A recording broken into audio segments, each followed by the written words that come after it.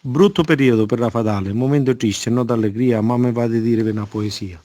Quando passa su coronavirus, su cristiano per pensieri, è come se passa ogni anno chiuso a casa con tua moglie.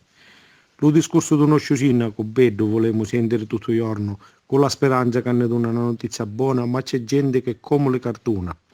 Di babbiate la gente ne fa tante e mezza sciata, ora e momento. Non rispettano l'ordinanza, non capiscono che pesta avanza. Gente con la testa dura come una noce di cocco e si ritrovano fermate da un boscio di blocco. Le forze dell'ordine non sanno che hanno a fare e si ritrovano denunziate e magari verbali a pagare. Nonostante essere avvisate, ci tocca correre per l'avvocato. Secondo me, se ascoltiamo sindaco, e come lo facciamo, un poco stressati, forse stressati assai, ma ne esciamo.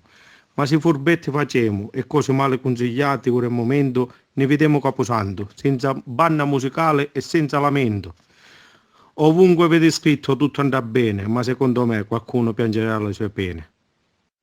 Inda siamo, inda restiamo, ma questo coronavirus come facciamo? Siamo a mare. Però sogno convinto che ce la a fare. Figli casa a casa, di stanza in stanza, ma non pensiero per la panza. Non ne può parlare manco qua vicina perché ti sciuffa mette la mascherina.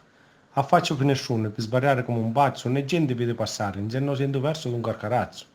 Gente non ce n'è paese, ognuno è chiuso nelle sue case.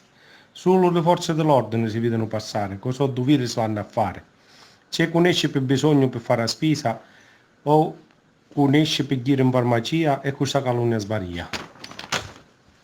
Tutte cose ferriarono in un momento, si vede fermare tutto il mondo. Non ti può vedere, manco la televisione, che quello che dice ti fa impressione. Ora siamo stanchi di stare chiusi, speriamo che finiscano tutte cose. E stanchi di sentire tutto questo inverno, affidiamone tutto al nostro Padre Eterno.